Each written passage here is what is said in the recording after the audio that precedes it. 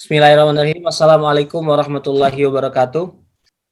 Alhamdulillahirabbil alamin wa bihi nasta'inu ala umurid dunya waddin wassalatu wassalamu ala asyrafil anbiya'i wal mursalin wa ala alihi wa ashabihi ajma'in amma ba'du. Yang sama-sama kita hormati penceramah kita pada sore hari ini Bapak Profesor Dr. Din Syamsuddin, yang sama-sama kita hormati Ketua PJ Amerika Serikat, yang juga sekaligus hari ini akan bertindak sebagai moderator, Profesor Muhammad Ali, yang kita hormati para penasehat PCIM, hadir bersama kita Imam Syamsi Ali, para pengurus PCIM, warga Muhammadiyah Amerika Serikat, warga dan simpatisan, dan seluruh yang hadir pada kesempatan sore waktu Amerika Serikat dan pagi waktu Indonesia. Mudah-mudahan kita semua dalam keadaan sehat walafiat, dirahmati Allah selalu. Hari ini kita akan melanjutkan kegiatan reguler kita yang kita adakan setiap Jumat waktu Amerika dan Sabtu waktu Indonesia. Kegiatan ini kita namakan sebagai Kalammu. Kalammu itu singkatan dari Kajian Islam Muhammadiyah Amerika Serikat. Jadi semua kegiatan Amerika Serikat itu berakhiran dengan mu. Ini sekaligus juga sebagai pengenalan ke Pak Din. Kita ada program Kalammu, kemudian ada program Arabikmu. Jadi kita meminta warga dan simpatisan Muhammadiyah di sini belajar bahasa Arab. Alhamdulillah ada 3 kelas, masing-masing kelas itu 10 orang Pak Din. Jadi ada 30 orang yang sedang belajar bahasa Arab, sudah sampai ke level kedua. Kalau mereka dites i'rabnya insya Allah bisa itu Pak. Karena fokus pada kemampuan qiraatul kutub itu. Juga ada sempat berjalan Englishmu, tapi sekarang sedang istirahat dulu, nanti akan kita kembangkan lagi. Ada program belajar memperbaiki bacaan Al-Quran, terutama bagi warga Muhammadiyah yang tinggal di Amerika Serikat.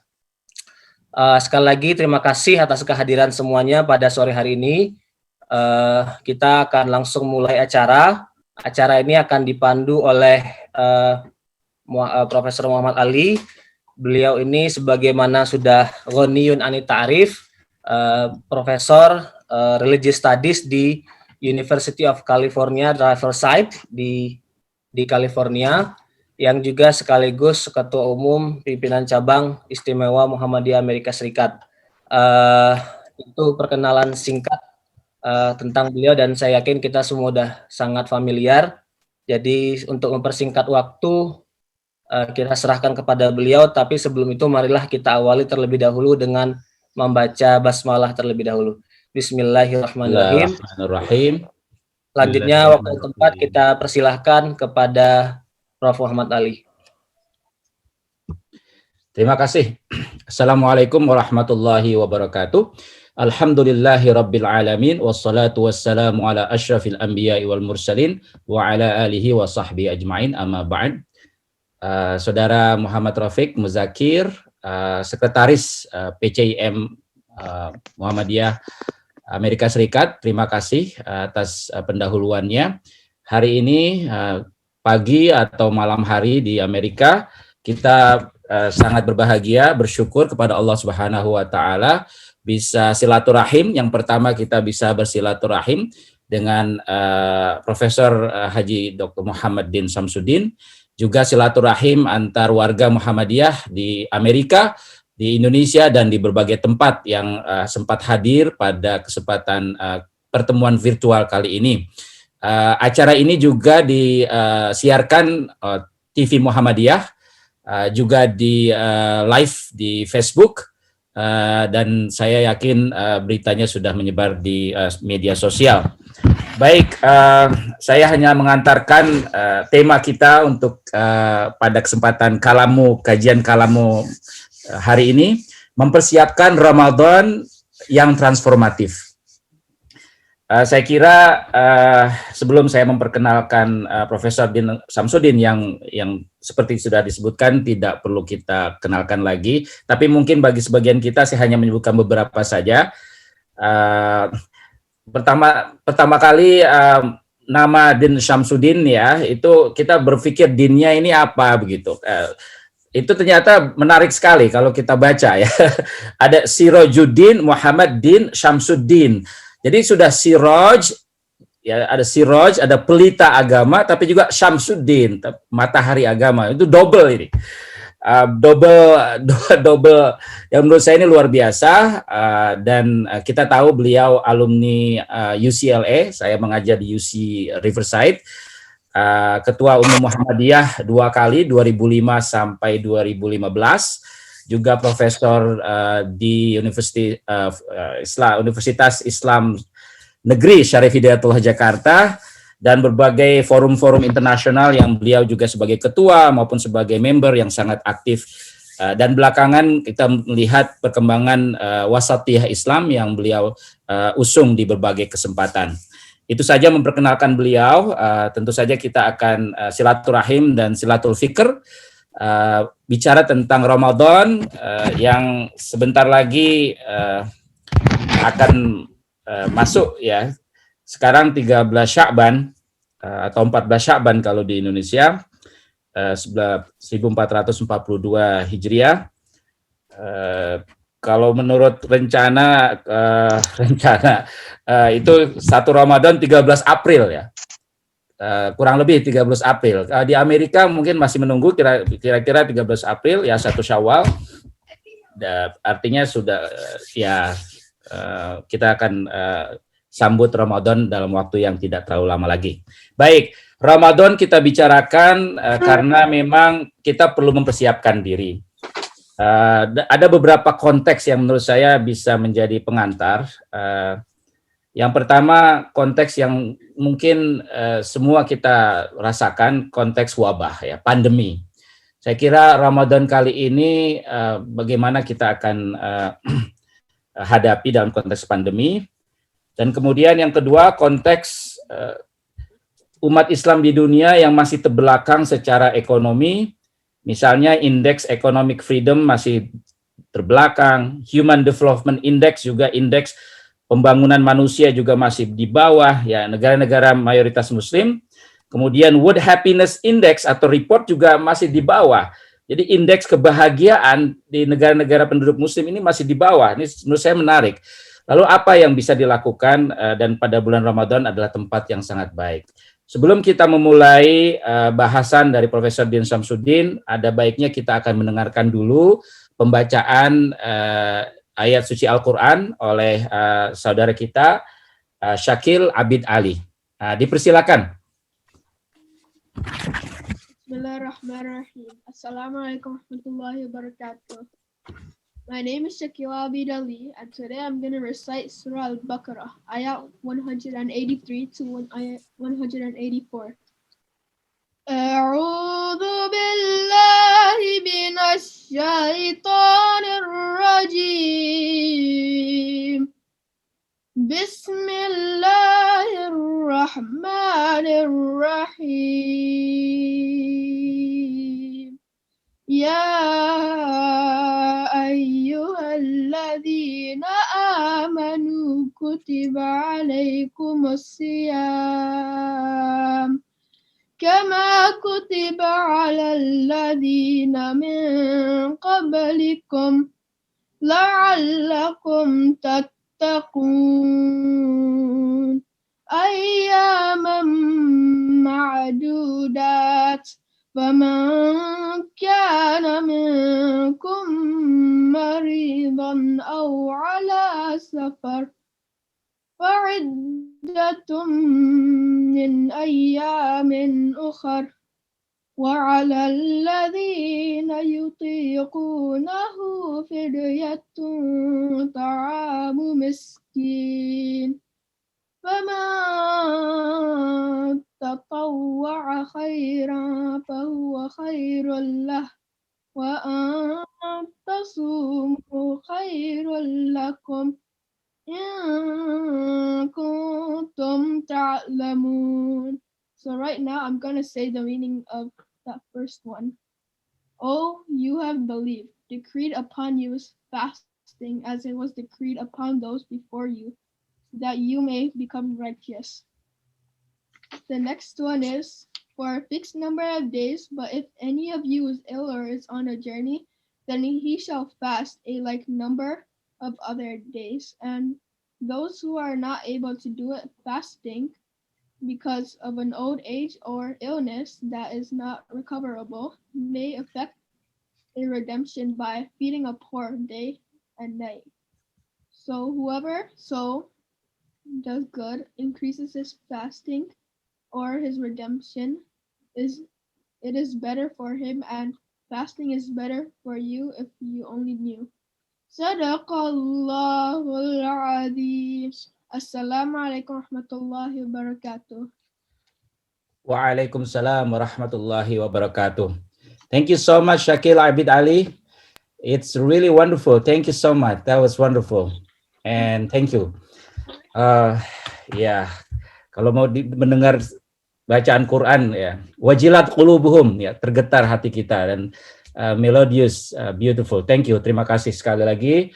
Baik, alhamdulillah mengawali kita acara kita. Kita sekarang waktu persilahkan Profesor Muhammad bin Syamsuddin. Terima kasih Profesor Muhammad Ali. Bismillahirrahmanirrahim. Assalamualaikum warahmatullahi wabarakatuh. Waalaikumsalam warahmatullahi wabarakatuh. Alhamdulillahi haqqa hamdih wa syukru lillahi haqqa syukrih wala hawla wala quwwata illa billahil aliyyil azim. Yang saya hormati penasehat pimpinan cabang istimewa Muhammadiyah Amerika Serikat, Bapak Al-Ustadz Al-Imam Syamsi Ali, yang alhamdulillah subhanallah putra beliau membacakan ayat-ayat suci Al-Quran dengan baik, like father, like son. Begitu pula Ketua Umum Pimpinan Cabang Istimewa Muhammadiyah Amerika Serikat, Profesor Muhammad Ali, dan segenap jajaran anggota pimpinan PCIM, hadirin hadirat para jamaah, baik anggota PCIM, masyarakat Indonesia di Amerika Serikat maupun saya lihat banyak bergabung dari pimpinan Muhammadiyah, PWM, PWA, PDM, PDA dari berbagai daerah se-Indonesia, dan juga ada pimpinan ormas-ormas Islam. Semoga kita semua dirahmati Allah Subhanahu wa taala. Saya memohon maaf tidak memakai peci. Saya tidak tahu tadi penasehat PCIM dan ketua umumnya pakai peci. Mengambil peci agak jauh di mobil rupanya. Yang kedua, saya tertarik dan tergerak untuk ikut bergabung, tidak untuk berceramah, tapi lebih untuk berdiskusi, atau apa yang disebut oleh Profesor Muhammad Ali tadi itu, silaturahim dan juga silatul fikri, tukar menukar pikiran. Lagi di sini hadir ya, Imam Syamsi Ali, ini tokoh Muslim Amerika terkemuka. Kalau ada acara di Gedung Putih, insya Allah nanti ya pada iftar bersama Joe Biden, insya Allah beliau lagi yang diundang ya untuk baca doa untuk mewakili Muslim. Dan juga Ketua PCIM, seorang Professor of Religious Studies ya, di sebuah universitas terkemuka di Amerika Serikat sana. Nah, karena topik yang diberikan itu cukup berat bagi saya. Ini kedua kali dalam beberapa hari ini saya diundang oleh grup di Amerika Serikat untuk berbicara topik yang berat ya. Baru saja 2 minggu lalu diundang oleh Mbak Etin Anwar ya. Profesor Etin Anwar bersama Profesor Al-Atas ya,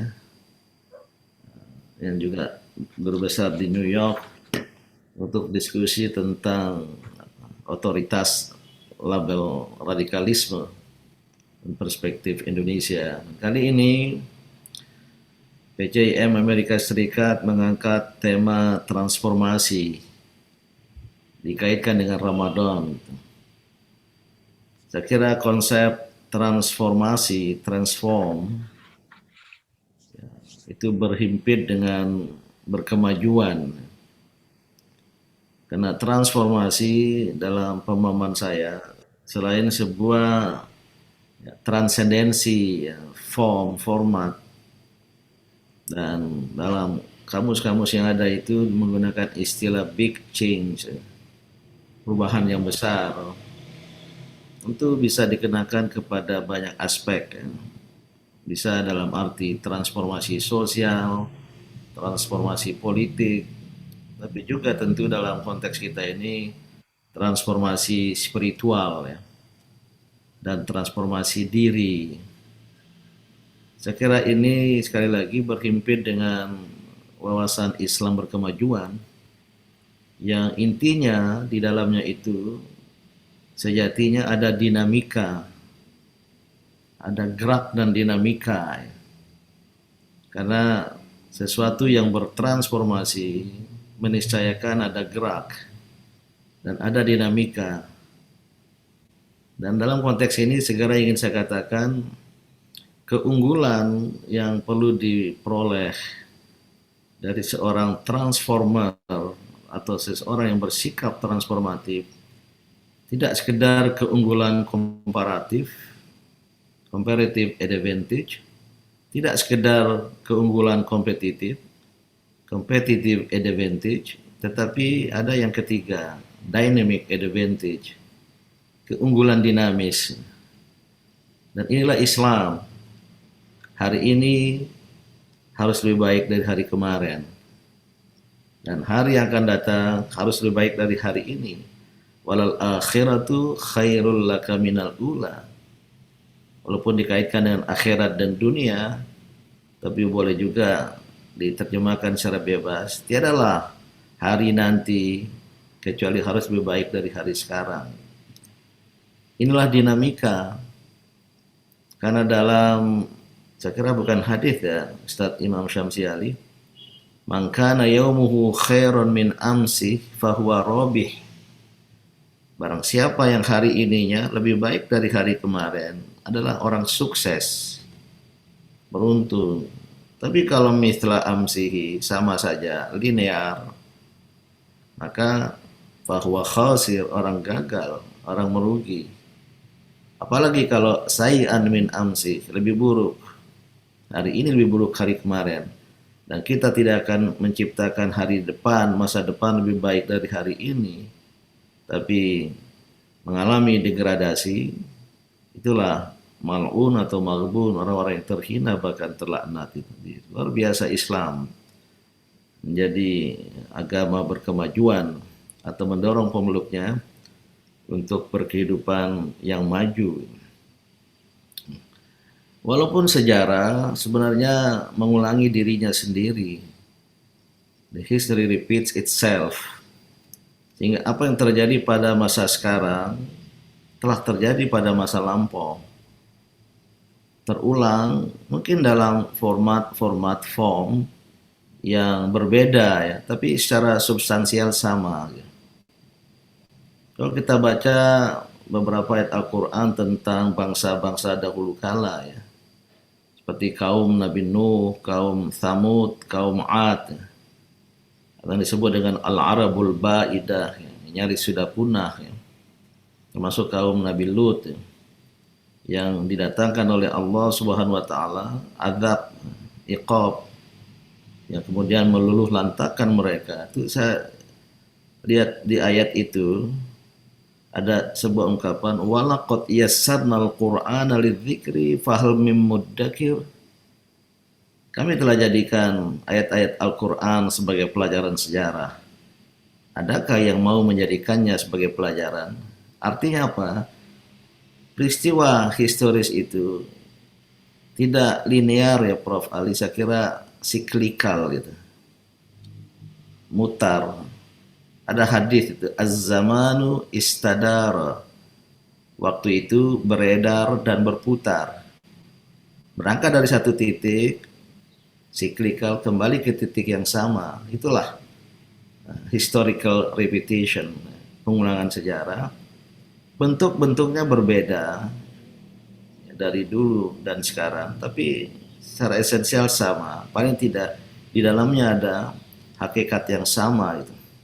Untuk tidak terlalu ke sana ya, saya ingin kaitkan dengan transformasi adalah keniscayaan, tuntutan yang harus kita lakukan gitu dalam hidup ini, ya, yaitu adanya ya, perubahan format-format. Esensinya sama, tapi juga harus ada pembobotan, ya, peningkatan kualitas. Itulah Islam yang berkemajuan. Dan oleh karena itu, jika dikaitkan dengan bulan suci Ramadan yang segera akan tiba ya, insyaallah PP Muhammadiyah untuk di Indonesia sudah menetapkan ya, tanggal 13 April atau 12 April malam adalah malam pertama Ramadan, karena ijtima, konjungsi matahari, bulan dan matahari dan bumi pada garis ekliptik lurus itu sudah terjadi 12 April jam 9.30 menit, kalau tidak salah 3 detik pagi ya. Sehingga pada waktu matahari terbenam di Indonesia 12 April itu bulan masih bertengger di atas ufuk sekitar 3 derajat, itulah hilal. Tidak perlu menunggu melihatnya ya. Ya. Karena ru'yat ya, itu bisa ru'yat bil aini, melihat dengan mata kepala, mata indrawi, dengan ru'yat bil akli, sama-sama ru'yat sesungguhnya. Nah, ru'yat bil akli ini ya dengan perhitungan, itu ilmu yang eksak, ilmu falak itu ya. Dr. Yusuf Al-Qaradawi ketika datang ke PP Muhammadiyah, kami terima berdua dengan Profesor Yunahar Ilyas almarhum. Ketika saya tanyakan gimana tanggapan Syekh atau doktor tentang hisab dan ru'yat, dia bilang hisab itu qat'i, ru'yat itu zonni. Menarik juga ya, kita melihat gunung yang jauh di sana dengan ru'yat bil aini biru, tapi ketika kita dekati dengan pepohonan hijau, maka ya konteks ini nggak akan selesai di tubuh umat Islam ya, kecuali umat Islam mengakrabi ilmu pengetahuan dan teknologi. Karena seeing is believing, meyakini sesuatu dan melihatnya tidak akan bertemu dengan knowing is believing, meyakini sesuatu dengan mengetahuinya. Jadi insya Allah ya, pada tanggal 12 April malam pertama Ramadan, tentu di Amerika juga tidak jauh berbeda, kecuali beda waktu ya. Duluan Indonesia ya, kita mulai berpuasa tanggal 13 April pagi itu, kawan-kawan di Amerika Serikat baru sholat taraweh ya, atau mulai sholat taraweh ya. Nah, dalam kaitan dengan itu, maka gimana menjadikan, saya lebih senang menjadikan Ramadan sebagai bulan transformatif. Jadi tidak sekedar menyambutnya, tapi menjadikannya ya. Karena saya kira proses menjadi ini adalah proses transformatif diri, self transformation. Islam sangat menekankan pada prinsip menjadi ya. Jadi kalau ada state of being, keadaan yang tetap itu statis, tapi kalau state of becoming, to become, menjadi, itu aktif dan dinamis. Nah, muslim, kata muslim saya merasakan ada konotasi menjadi ya, harus menjadi. Ayat tentang ibadat itu kata kerja, illa liya'budun, bukan kata benda, lil ibadah, tapi illa liya'budun. Dan kata kerjanya diletakkan pada fi'il mudhari', present tense atau present continuous tense. Inilah esensi dari transformasi tadi itu. Jadi proses of becoming, menjadi, yang di dalamnya ada proses of changing, mengubah dan berubah. Nah, Ramadan saya kira dan ibadat dalam Islam sangat kental ya dengan nuansa, kalau tidak esensi perubahan itu, perkembangan sangat kuat. Coba nanti akan coba kita diskusikan lebih lanjut. Tapi sebelum itu ya, ini Ustadz Imam Syamsiali tolong bantu saya nanti ya. Bukalah suatu kebetulan ya, nama bulan dalam kalender tahun Komariah itu atau bulan Arab ya, yang sekarang menjadi bulan Hijriyah, tahun Hijriyah. Nama-namanya itu ya ada makna, dan tentu ya di kalangan masyarakat Arab sebelum Islam mungkin jauh ya, kata Ramadan itu kan sudah ada sebelum Islam ya. Kemudian diabadikan oleh Al-Quran dengan Syahrul Ramadan, tapi menunjukkan ya bulan Ramadan yang sudah ada dalam kehidupan masyarakat Arab entah sejak kapan ya. Tapi dalam lisanul Arab ya, atau dalam Al-Mu'jam, kalau kita lihat nama bulan-bulan Komariah ini menarik gitu. Saya ambil 3 saja ya, sebelum Ramadan dan sesudah Ramadan. Kalau sebelum Ramadan kan Sya'ban. Itu saya lihat di lisanul Arab atau Al-Mu'jam, itu mengandung arti antara lain ya, at-tariq fil jabal wa huwa tariqul khair. Itu arti Sya'ban itu. Yaitu jalan di gunung, dan jalan itu adalah jalan kebaikan gitu. Sya'ban gitu. Ada juga pengertian lain ya.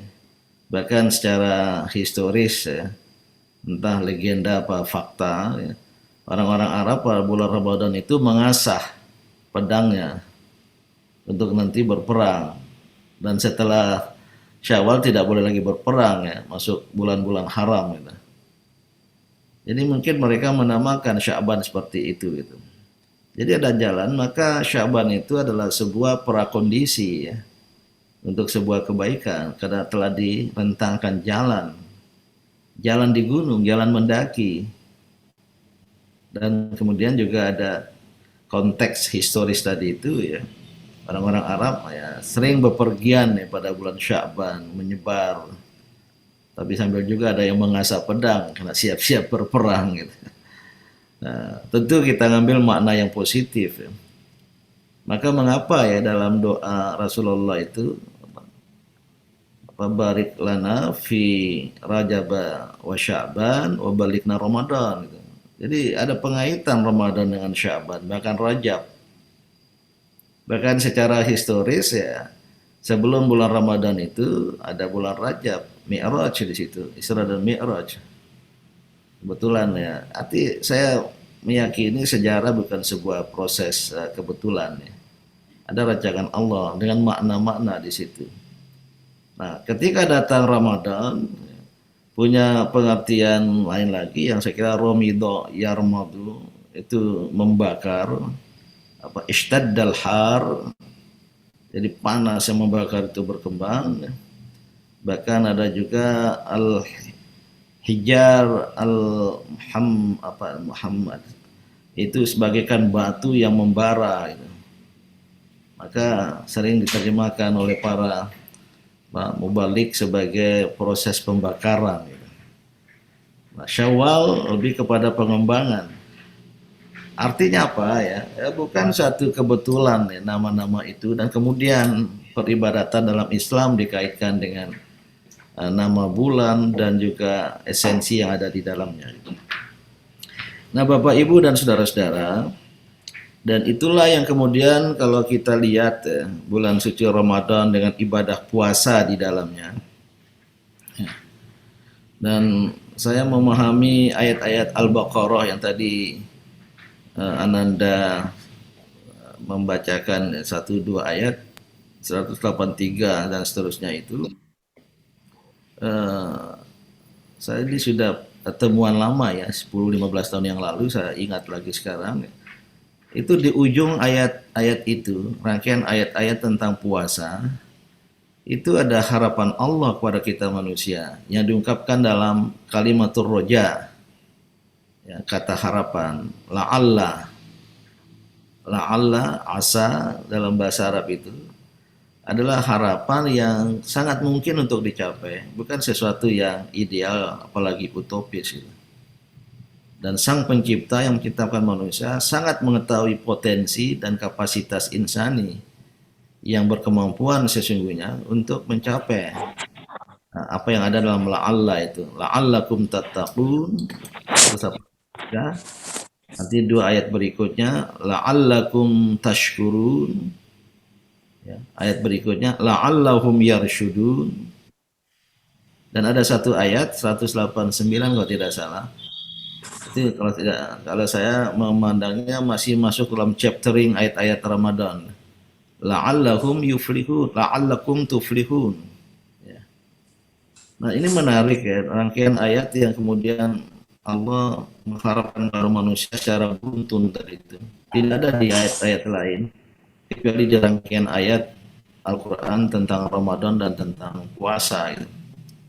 Dan kalau kita lihat ya, la'alla itu ya ada dimensi transformatif atau secara keseluruhan adalah sebuah transformasi.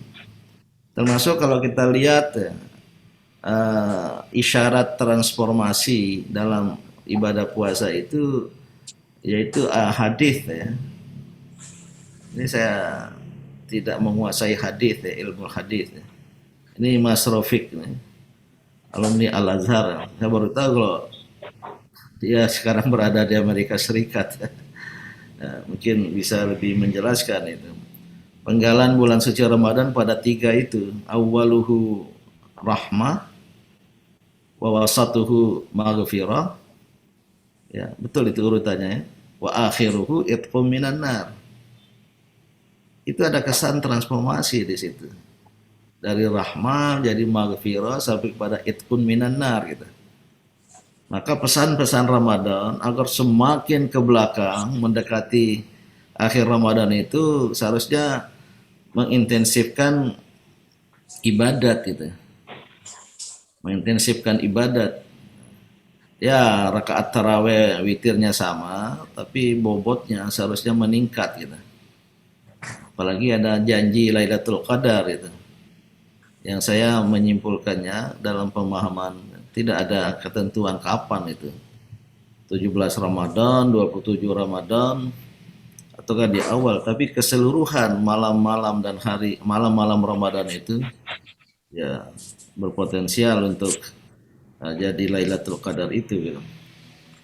Nah, Bapak Ibu dan saudara-saudara ya, maka dalam bulan suci Ramadan itu bisa kita lihat ada transformasi dalam dirinya. Dan ini nanti dia bisa kita kaitkan dengan gradasi jiwa, ya. An-nafs dalam Islam yang dikaitkan dengan apa? Dengan Ramadan. Coba kita lihat nanti ya.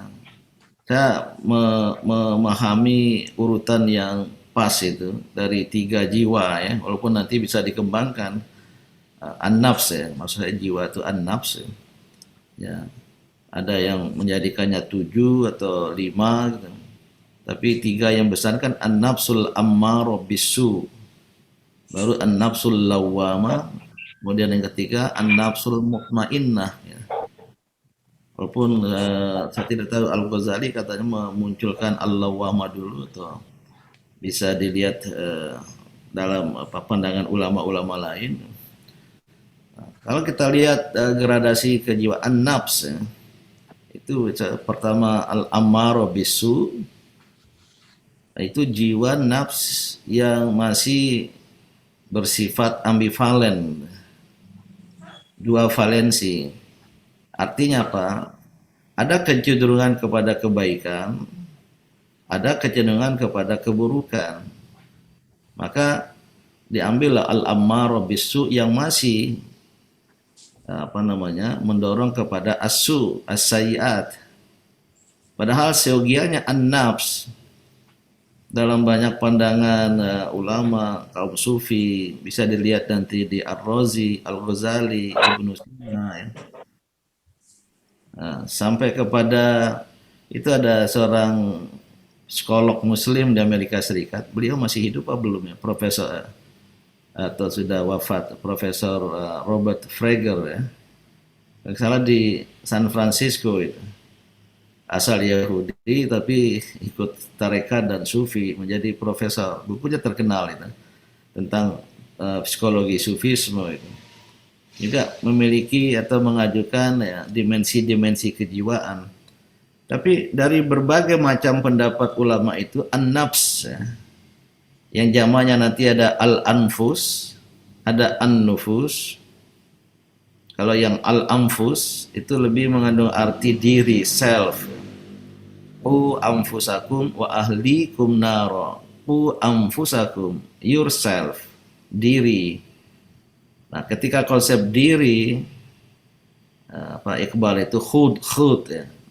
Pak Imam Syamsi Ali pernah di Pakistan, khud, asrori khud, secrets of the self, rahasia diri gitu. Asrori khud, yang dalam bahasa Persia hampir sama, khud. Nah, khud diri itu berhubungan dengan hudaya. Ya. Itu adalah Tuhan. Ya, maka khoda hafiz kalau orang Persia, selamat jalan, ma'assalama, itu ada Allah, itu khud. Maka Iqbal ya, ada ego, ada super ego gitu. Saya nggak tahu ini cocok nggak ya saya bawa pada tingkat ini, karena ini kaum terpelajar semua ya. Dan nanti malu kalau penyampaiannya ringan-ringan saja ya. Sementara yang dihadapi kaum terpelajar ya. Di Amerika Serikat sana khususnya ya. Nah, jadi diri itulah nafs.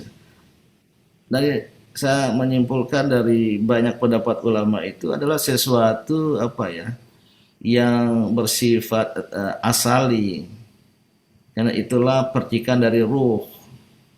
Wa nafakhtu fihi min ruhi, kata Allah, wa nafakha fihi min ruhihi. Allah menghembuskan pada diri jasad itu adalah dari ruhnya, maka pengejawantahannya itu an-nafs, diri, lebih di atas personality, kepribadian itu. Maka ini yang harus berkembang, diri ini. Dan dia sesungguhnya suci karena ada hidayah. Wa nafakha fihi thumma sawwahu wa nafakha fihi min ruhihi. Kemudian telah sempurna kejadian manusia pada struktur jasmania dalam kandungan ibu. Kemudian Allah menghembuskan padanya dari ruhnya. Jadi sangat divine, sangat ilahi. Kemudian ya wa ja'ala bainakum as-sam'a wal absara wal afidah, yang oleh Al-Maraghi ya, itulah hidayah yang terdiri tiga hal. Satu al-ghoriza, kekuatan instingtif naluriah yang mendorong dari dalam. Kemudian al-hawas, kekuatan indrawi, bisa melihat realitas di sekitarnya, bisa melahirkan ilmu pengetahuan. Baru yang ketiga al-aqlu, yang berfungsi evaluatif, mampu membedakan al-haq wal batil. Itulah al-furqan, pembeda gitu. Nah, oleh karena itu nafs ya, itu lebih bersifat azali ya, seperti ruh yang dari Allah. Bahkan ada dalam Ibnu Sina atau siapa itu ya, mengatakan sebenarnya roh manusia itu di luar dirinya, di luar fisik. Tapi yang tertinggal itu bertemu dengan jasad, bersentuhan dengan jasad, itu nafs. Maka roh itu bisa kemana-mana ya. Bisa dibawa nanti kepada konsep tentang mimpi. Tahu-tahu berjalan-jalan di Prof. Ali yang kita pernah pergi Pantai Santa Monica ya. Atau di mana Golden Gate di San Francisco. atau di Liberty Statue di New York dan sebagainya. Tapi wallahu alam, kita tidak masuk ke sana ya. Nah, saya ingin kaitkan tadi pada an-nafs yang merupakan manifestasi dari pertemuan ruh dan jasad dan menjadikan the self ini harus berubah. Tapi karena ada kekuatan hawa ya dalam diri manusia yang juga diciptakan Allah di luar hidayah, maka diri an-nafs, jiwa manusia yang tingkat dasar, an-nafsul ammarah bisu, masih ada ambivalensi. Kadang-kala mendorong kepada kebaikan, tapi juga mendorong pada keburukan. Kali ini dia sholat, kali berikutnya maksiat. Itu al-ammarah bisu, karena dorongan hawa tadi itu. Jadi kalau saya beri rumus itu, ada tanda plus, ada tanda minus itu. Itulah apa namanya? Al-ammarah bisu gitu. Masih diri yang tingkat dasar sekali. Tapi bisa berubah ya menjadi an-nafsul lawwamah yang mulai mampu untuk menyesali perbuatan jahat. Kan ada ya orang berbuat jahat, perasaan tidak ada penyesalan sama sekali. Tidak sholat sedikit, tidak sholat sebelum tidur, ya biasa-biasa saja gitu. Tapi kalau belum sholat ada perasaan, ya, ada kewajiban yang belum ditunaikan, ada penyesalan. Kalau lupa ada penyesalan. Wa ma ansani illa syaitan. Tiadalah yang mengalpakanku kecuali syaitan. Ada penyesalan. Itu al-nafsul lawwamah. Tapi baru nanti tertinggi al-nafsul mutmainnah. Jiwa yang tenang, tentram, bahagia. Seperti dalam surat Al-Fajr akhir ya. Ya ayyatuhan nafsul mutmainnah, dipanggil secara khusus oleh Allah, irji'i ila rabbiki radiyatan mardiyah fadkhuli fi ibadi wadkhuli jannati. Nah, apa konteks Ramadan? Saya akan coba singkat ya, jadi panjang nih. Saya memahami tujuan orang-orang yang menjalankan ibadah-ibadah Ramadan, bukan hanya puasa ya. Walaupun ayat itu tentang puasa, tapi maksudnya karena ada kaitan syahrul Ramadan. Karena ibadat bulan Ramadan itu bersifat sistemik ya. Satu kesatuan. Terdiri subsistem. Ada sistem subsistem puasa, ada subsistem qiyamul lail, tarawih, ada subsistem bahkan sahur ya. Satu subsistem sendiri secara sistemik keseluruhan ya. Maka Ramadan harus didekati dan diisi secara menyeluruh ya. Secara kamil dan secara syamil, komprehensif gitu. Itu membawa pada ketakwaan. Jadi la'allakum tattaqun tadi itu, atau la'allakum tashkurun, la'allahum yarsyudun ya. La'allakum tuflihun, di ujung ayat-ayat tentang ibadah Ramadan yang sudah saya katakan tadi, Al-Baqarah 183 sampai Al-Baqarah 189. Itu kalau dibedah secara kejiwaan, muttaqun itu adalah pemilik an-nafsul mutmainnah. Ya. Jadi kalau sudah mencapai tingkat ketakwaan, itulah pemilik an-nafsul mutmainnah. Yang nanti ya indikator perilakunya ya, pada tataran behaviornya itu ya, itu kan ada ayat Quran banyak gitu. Bisa pakai Al-Baqarah 1 sampai 5 ya. Hudal lil muttaqin, baru alladzina atau pakai Al-Imran 133 yang wasari'u ila maghfiratin mir rabbikum wa jannatin arduhas samawati wa iddatil muttaqin. Disediakan bagi orang-orang yang bertakwa. Baru siapa yang bertakwa? Alladzina yunfiquna fis sarra'i wad dharra dan seterusnya itu. Itulah orang-orang yang bertakwa. Itu indikator perilaku. Tapi indikator kejiwaannya itulah al-mutmainnah. Yang nanti implikasi moralnya dipanggil secara khusus, irji'i ila rabbiki radiyatan mardiyah fadkhuli fi ibadi dan lain sebagainya, seterusnya itu. Oleh karena itu ya, untuk mencapai tingkat ketakwaan sebagai tujuan dari ibadah-ibadah Ramadan ya, Harus ada transformasi diri sekaligus transformasi kejiwaan.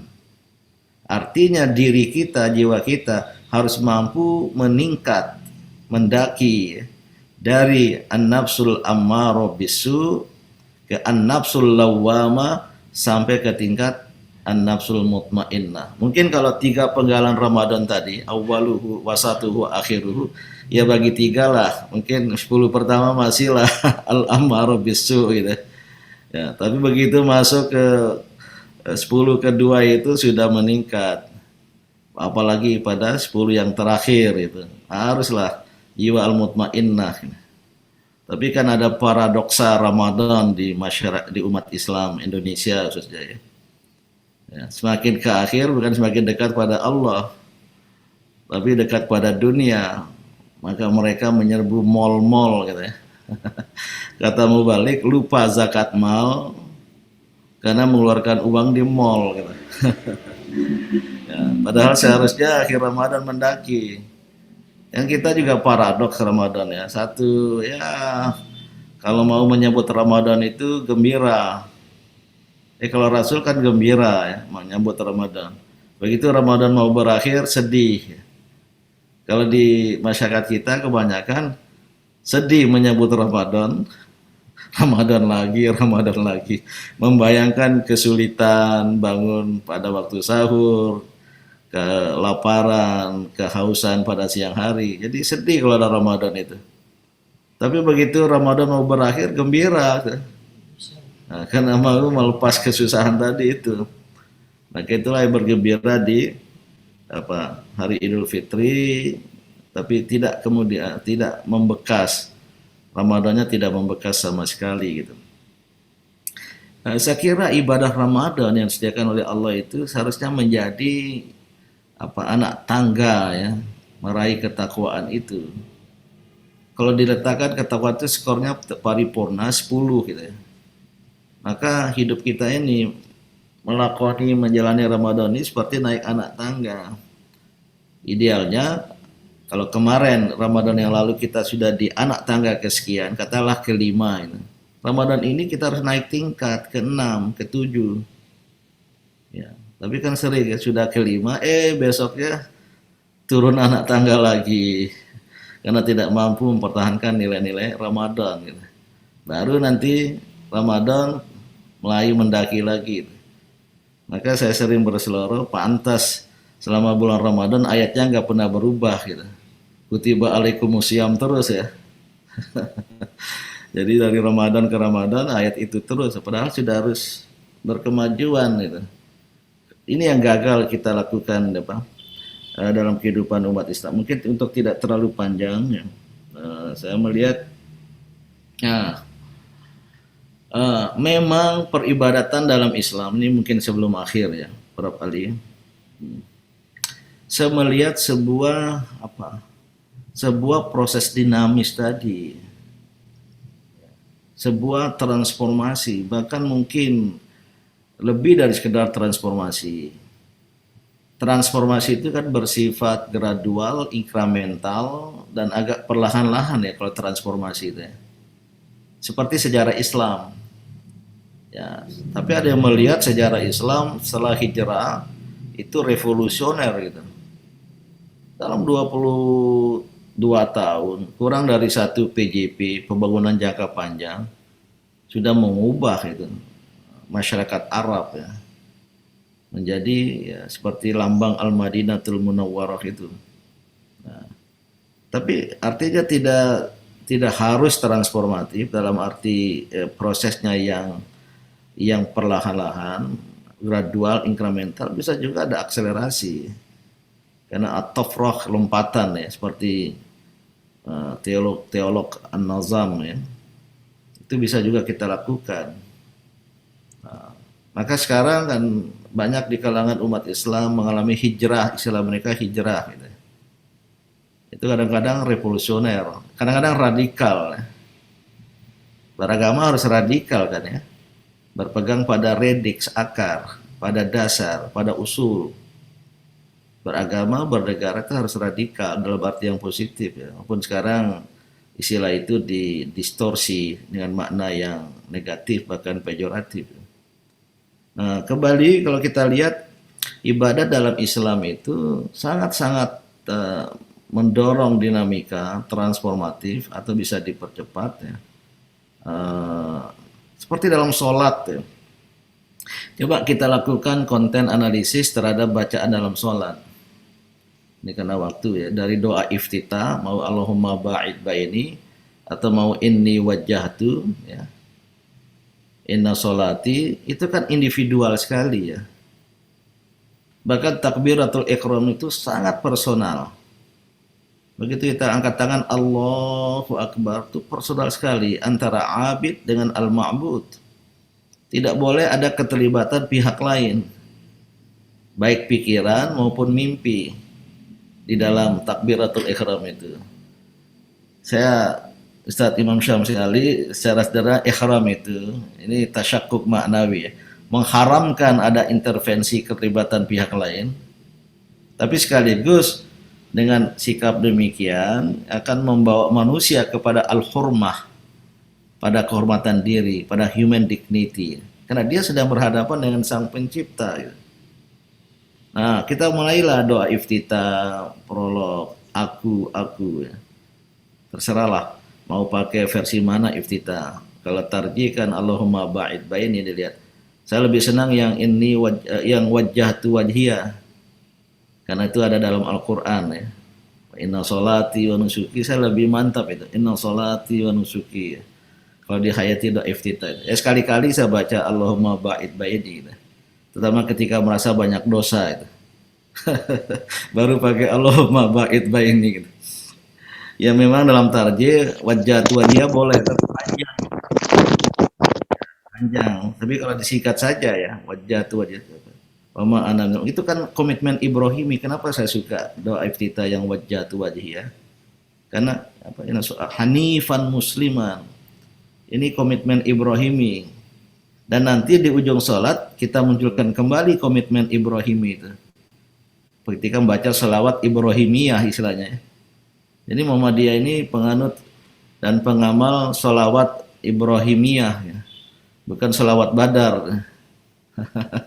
Bukan sholawat apa? Naria atau sholawat macam-macam sholawat itu. Ya. Ada sholawat politik sekarang relevan di Indonesia itu. Allahumma sholli ala sayyidina Muhammad. Pakai sayyidina itu. Wa ashghiliz zalimina bizzalimin. Wa akhrijna min bainihim salimin.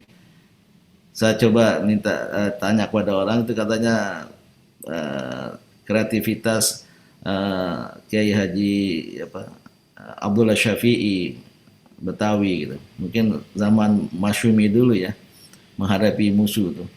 Ya Allah, sibukkanlah orang zalim itu untuk berantam sesama mereka. Kan gitulah. Wa ashghiliz zalimina bizzalimin. Wa akhrijna min bainihim salimin, dan keluarkanlah kami dari cengkraman mereka. Mungkin dulu ya, waktu Masyumi menghadapi ada komunisme, PKI dan sebagainya. Walaupun sekarang selawat itu agaknya yang berlaku di lapangan itu bukan selawat ya. Kebaliknya, wa ashghilil muslimin bil muslimin. Sibukkanlah orang-orang Islam untuk berantam sesama mereka. Ini yang terjadi sekarang. Tapi kembali tadi ya, iftitah, ruku, sujud itu masih aku. Duduk antara dua sujud aku, Rabbighfirli warhamni dan seterusnya itu. Orientasinya individual. Dari sesuatu yang personal waktu takbiratul ihram menjadi individual, aku, sampai tahiyat kita juga ada aku mulainya kan. Yang Muhammadiyah tahiyatul lillahi wassalawat wat thayyibat, at-tahiyatul mubarakatuh wassalawat wat thayyibat. Tapi ketika apa? Assalamu alayka ayuhan nabi, itu katanya kan menukilkan dialog Rasulullah Mi'raj dulu ya, di Sidratul Muntaha berhadapan. Assalamu alayka ayuhan nabi wa rahmatullahi wa barakatuh. Keselamatan bagimu dan rahmat Allah dan berkahnya bagimu ya Nabi. Nah, transformasi kita lihat ya. Rasulullah tidak menjawab egois. Bukan ya assalamu alayya, keselamatan bagiku, tidak begitu kan. Tapi assalamu alaina wa ala ibadillahi sholihin. Ada transformasi, ada pergeseran. Ya, keselamatan itu bukan untuk diriku sendiri, tapi bagi kami semua. Wa ala ibadillahi sholihin, mungkin, dan bagi orang-orang yang sedang bersolat berjamaah bersamaku. Sudah kolektif. Akhirnya nanti assalamualaikum warahmatullahi bagi kamu semua, dengan menoleh ke kanan dan ke kiri, tidak hanya yang sholat, bahkan tidak hanya yang beriman, bagi umat manusia keselamatan itu. My point is, dengan bacaan sholat, kan itu dari Rasul kan, Shollu kama ru'aitumi usolli, sehingga banyak versinya berdasarkan hadis. Ada transformasi orientasi kesadaran dari yang bersifat individual menjadi bersifat kolektif dan sosial, dan menjadi yang bersifat mondial, universal dengan assalamualaikum. Maka peribadatan dalam Islam sangat bersifat universal, rahmatan lil alamin, bukan hanya lin nasi ajma'in, tapi lil alamin, dalam arti alam semesta gitu. Nah, ini transformasi yang oleh karena itu terakhir ya, apa pesan moral dari ini semua ya? Ini kajiannya sketsa saja ya, Prof. Ali. Ya. Apa pesan moralnya itu? Adalah pertama, beribadat seperti nanti mengisi bulan suci Ramadan itu perlu bersifat substantif. Ya. Apa substansi? Perlu kita melakukan substansiasi. Apa? Ibadat itu hanyalah kegiatan. Al-ibadat, sholat, taraweh, puasa, itu kegiatan, activities yang dilakukan oleh seorang abid terhadap al-ma'bud, yaitu Allah Subhanahu wa ta'ala. Kalau kita melaksanakan ibadat terjebak ke dalam aktivitas dan rutinitas, esensinya jangan lupa, substansiasinya adalah ta'abbud. Jadi kalau hubungan antara al-abid dengan al-ma'bud, dengan melaksanakan ibadat sebagai aktivitas, harus ada esensinya di situ. Yang tiada lain adalah ta'abbud. Apa ta'abbud? Proses transformasi diri dari abid di bawah untuk naik ke atas, berada sedekat-dekatnya dengan al-ma'bud. Sering ibadat umat Islam beribadat tanpa ta'abbudi. Nah, inilah rutinitas yang kita lakukan. Akhirnya sholat kewajiban, puasa dirasakan hanya sebagai sebuah kewajiban. Untuk menggugurkan kewajiban kita bersolat dan kita berpuasa, tapi tidak mendapat apa-apa. Banyak hadis tentang puasa ya, hanya menahan lapar dan dahaga, tapi tidak mendapat apa-apa. Tapi kalau ta'abbud ada kesadaran substantif, kita menaikkan diri untuk berada sedekat-dekatnya dengan al-ma'bud. Ta'abbud itu namanya, sampai kepada liqa'a rabbih. Kaum sufi berdamba untuk sampai liqa'a rabbih, berada sedekat dengannya dengan Allah. Itulah yang nanti ayat tentang puasa ya, setelah 2-3 ayat setelah kutiba alaikumusiyam, ada ayat wa idza sa'alaka ibadi anni fa inni qarib ujibu da'watad da'i idza da'an.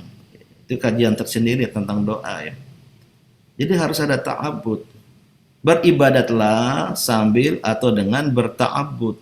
Ta'abbudi, abid, kira-kira kalau pakai naik untuk berada sedekat-dekat dengan al-ma'bud. Jadi naik ke atas itu transformasi diri itu. Self transformation. Jadi kalau 5 kali sehari semalam itu harus ya, melambungkan seorang musolli, seorang abid, hamba untuk sampai ke tingkat kejiwaan yang tertinggi tadi itu, yaitu berada sedekat dengan Allah, seperti yang dialami Rasulullah SAW. Namun ketika berada di atas, sudah dekat dengan Allah, liqa'a rabbih, harus turun ke bawah. Itu yang dilambangkan oleh peristiwa Isra Mi'raj. Berada di atas, kalau nggak salah siapa? Sufi India itu. Al-Quddus, Abdul Quddus ya. Abdul Ra'ub Al-Quddus pernah berucap, seandainya aku Muhammad yang telah berada di Sidratul Muntaha sedekat-dekatnya dengan Allah, maka aku tidak akan turun ke bumi. Karena itulah kenikmatan tak terhingga, berada sedekat dengan Sang Pencipta. Namun Muhammad sallallahu alaihi wasallam turun ke bumi pada malam itu juga. Nah, ini berlakulah setelah kita ta'abbud dalam beribadat, sholat, berpuasa nanti, turunkan. Maka hubungannya itu antara al-khaliq dan al-makhluk. Kalau tadi antara al-abid, hamba, dengan al-ma'bud, Allah yang kita ibadahi. Begitu di atas al-khaliq il-makhluk, yaitu al-makhluk, kita manusia menurunkan akhlak Allah itu. Bukan akhlak Allah, menurunkan sifat-sifat Allah itu, takhalluk, ya akhlak, bi akhlakillah, harus mampu bertakhalluk, ta'abbud naik ke atas, takhalluk turun ke bawah, menginternalisasikan akhlak-akhlak Allah dalam diri, lahirlah akhlak dari diri kita, al-akhlaqul karimah. Maka itulah tujuan ibadat, innama bu'ithu liutammima makarimul akhlaq. Nah, Prof. Ali, beragama secara berkemajuan seperti inilah yang kita harapkan.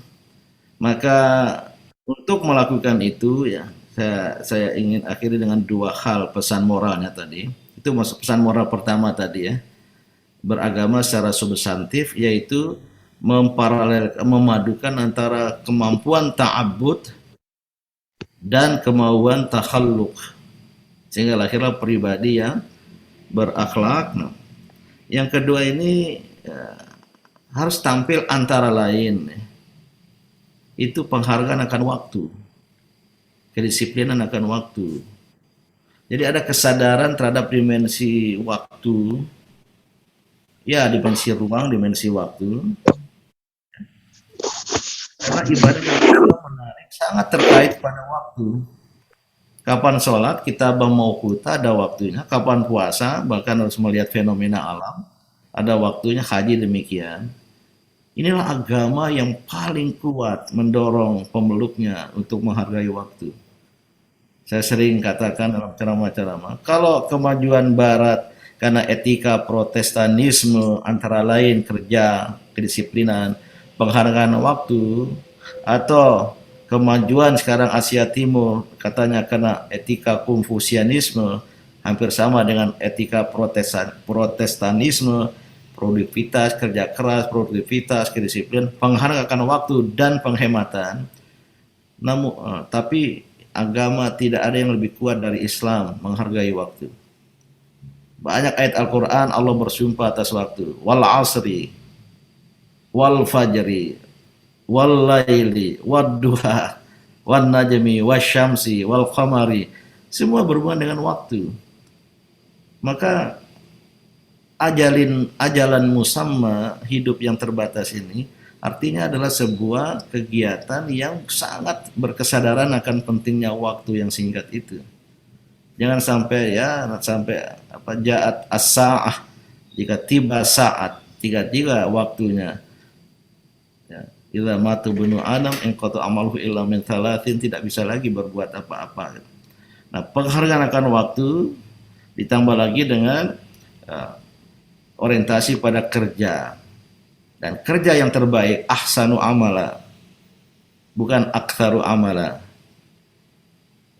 Alladzi khalaqal mauta wal hayata liyabluwakum ayyukum ahsanu amal.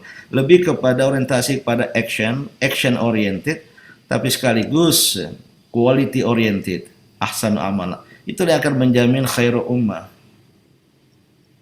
Nah, masih banyak pesan-pesan nilai-nilai moral lagi, moral values, ya, virtus.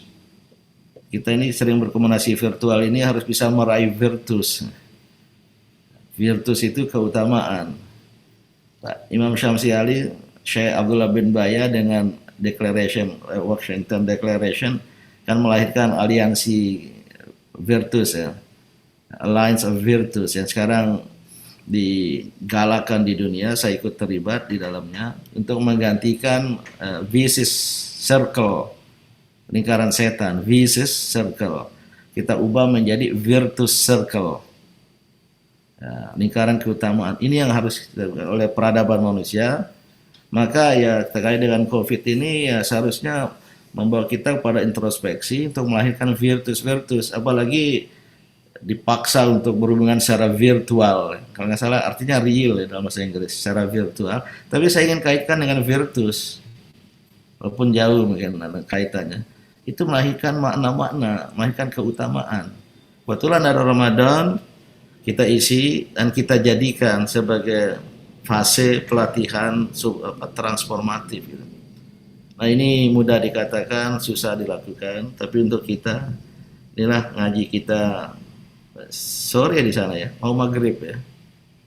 Di Amerika, Indonesia baru subuh, untuk bisa menjadi bahan permenungan kita semua, sehingga kita umat Islam, warga Muhammadiyah khususnya, yang dikenal dengan pengusung Islam berkemajuan, haruslah beragama secara berkemajuan, bukan orientasi kuantitatif, aktsaru amala, tapi orientasi kualitatif, ahsanu amala, dengan pengembangan kapasitas kejiwaan, capacity spiritual building ya, spiritual capacity building. Kita berada pada perjalanan yang yang mendaki ya, al-aqabah, al-taham al-aqabah, dan nanti manifestasinya itu sangat bertoleransi sosial dan menampilkan solidaritas sosial ya, seperti pada surat Al-Balad akhir itu. Itulah kerja-kerja kemanusiaan. Maka beragama, berislam harus berorientasi kemanusiaan. Agama dari Allah, ada yang nggak setuju nih. Agama dari Allah, tapi untuk manusia. Dulu waktu saya suka berlangganan Facebook, sekarang enggak ya. Walaupun banyak Facebook atas nama saya, bukan dari saya itu. Saya tulis kolom agama, from God, religion, _2, saya tulis from God for human being and humanity. Banyak kadang-kadang Muhammadiyah mengeritik, kenapa malu menyebut Islam? Setelah kita berdiskusi, apa esensi Islam? Saya bilang from God, agama itu dari Allah, but for human being and humanity, untuk umat manusia dan kemanusiaan. Kenapa lillah, tidak lillah? Ya, lillah, ya lillah, termasuk bismillah, itu artinya ya lillah walinnas, bagi rahmatan lil alamin tadi itu gitu. Inilah beragama secara humanis yang diletakkan secara canggih dalam Pancasila, ketuhanan yang Maha Esa dilanjutkan dengan kemanusiaan yang adil dan beradab, sampai nanti ujungnya itu keadilan sosial. Itulah beragama secara substantif, dan itulah juga salah satu ciri dari Islam yang berkemajuan. Wallahu a'lam. Saya ingin mendapatkan tanggapan balik, masukan-masukan dari hadirin semua. Ini luar biasa nih, ini Ketua PCIM Malaysia saya lihat hadir, Mas Sony, dan dari PCIM lain. Mudah-mudahan ada manfaatnya. Billahi taufiq wal hidayah. Wassalamualaikum warahmatullahi wabarakatuh. Waalaikumsalam warahmatullahi wabarakatuh. Waalaikumsalam warahmatullahi wabarakatuh. Terima kasih Pak Din. Langsung saja kami berikan kesempatan kepada seluruh peserta untuk bertanya, memberikan tanggapan. Kami persilakan